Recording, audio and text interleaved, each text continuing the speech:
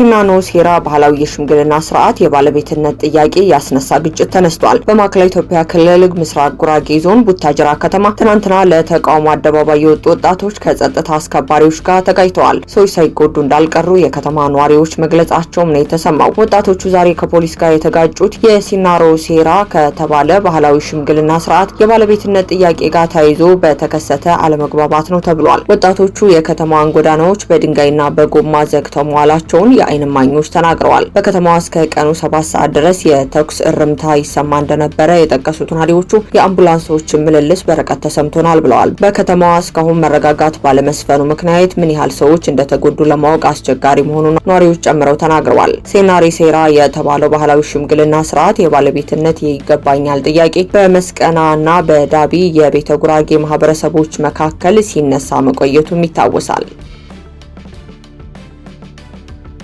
በነዳጅ ምርቶች አጠቃቀም የ30 በመቶ ግብር በተያዘው በጀት ዓመት ተግባራዊ መደረግ ይጀምራል ተብሏል። የገንዘብ ሚኒስቴር የ2018 በጀት ዓመት ጀምሮ ነዳጅ ምርቶች ላይ አጠቃላይ 30 በመቶ ግብር ሙሉ በሙሉ ተግባራዊ እንደሚደረግ ማረጋገጡ ተሰምቷል። ይህ አዲስ ግብር 15 በመቶ የተጨማሪ እሴት ታክስ ወይም ቫት እና 15 በመቶ የኤክሳይዝ ቀረጥን የሚያካትት መሆኑን ሚኒስቴሩ ገልጿል። ይህ እርምጃ በሀገሪቱ የፋይናንስ ፖሊሲ ላይ ከፍተኛ ለውጥ የሚመጣ መሆኑንና የሀገር አቀፍ ኢኮኖሚ ማሻሻያ አጀንዳ አንዱ አካል እንደሆነም ተመላክቷል። ሚኒስተሩ ባለፈው ሳምንት መጨረሻ ላይ ባቀረበው አጠቃላይ የዜጎች በጀት ውስጥም በተያዘው በጀት ዓመት ተግባራዊ የሚደረግ የግብር አይነት በዝርዝር አስቀምጧል። በዚህ መሰረት ከነዳጅ ላይ ከሚጣለው አጠቃላይ 30% ኤክሳይዝ ታክስ እና የተጨማሪ እሴት ታክስ በተጨማሪ የንብረት ታክስ ይገኝበታል። እንዲሁም አማራጭ አነስተኛ ታክስ እና የቅድመ ግብር ክፍያ በተመሳሳይ መልኩ በ2018 በጀት ዓመት ተግባራዊ ለማድረግ መታቀዱም ተሰምቷል።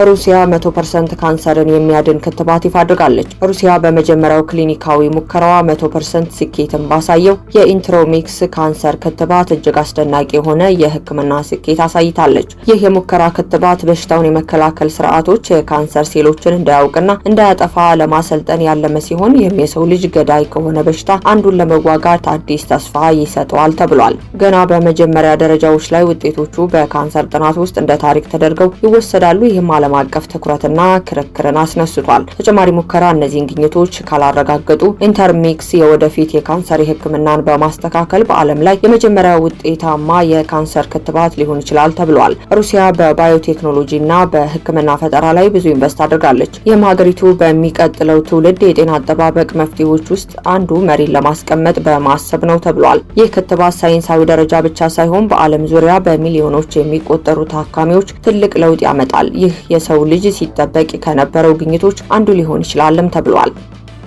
ግብጽ፣ ቱርክና ሊቢያ በሜዲተራኒያን ባህር ላይ የተፈራረሙትን ስምምነት ሉዓላዊነትን የጣሰ ነው ስትል ከሰሰች። በሰኔ 2025 ቱርክና ሊቢያ በሜዲተራኒያን ባህር ላይ ነዳጅ የማውጣት ስምምነት ሲፈራረሙ ግብጽ ለተመድ ስምምነቱ የኔን የባህር ድንበር የጣሰ ነው ብላ መክሰሷ ተሰምቷል። ግብጽ የትኛውን በስምምነቱ የሚፈጸሙ ተግባራት አልቀበልም ስትል፣ ሊቢያ የእኔ የምስራቅ የባህር ድንበር ነው የምትለውም በግብጽ የምዕራብ የባህር ድንበር ውስጥ ሙሉ በሙሉ የሚገኝ ቦታ ነው ብላለች። ግብጽ የባህር ድንበሮችን በተመለከተ ከጎረቤቶቿ ጋር ዓለም አቀፍ ሕግን ታሳቢ ባደረገ መልኩ ለመነጋገርና ለመደራደር ዝግጁ መሆኗንም ገልጻለች። ግብጽና ቱርክ ወትሮውንም በሊቢያ ባለው የእርስ በርስ ጦርነት መጀመራቸውን የተለያዩ አካላት የሚደግፉ ሲሆን ይህኛውም ስምምነት ሌላ ውጥረትን አምጥቷል። ቱርክ ከቅርብ ጊዜ ወዲህ ተጽዕኖዋ በአፍሪካ እያሳደገች ሲሆን በሶማሊያ ፖለቲከኞች የተተቸ የባህር ላይ የነዳጅ ማውጣት ስምምነት ከሶማሌ ጋር ተፈራርማ ወደ ስራ መግባቷም ይታወሳል።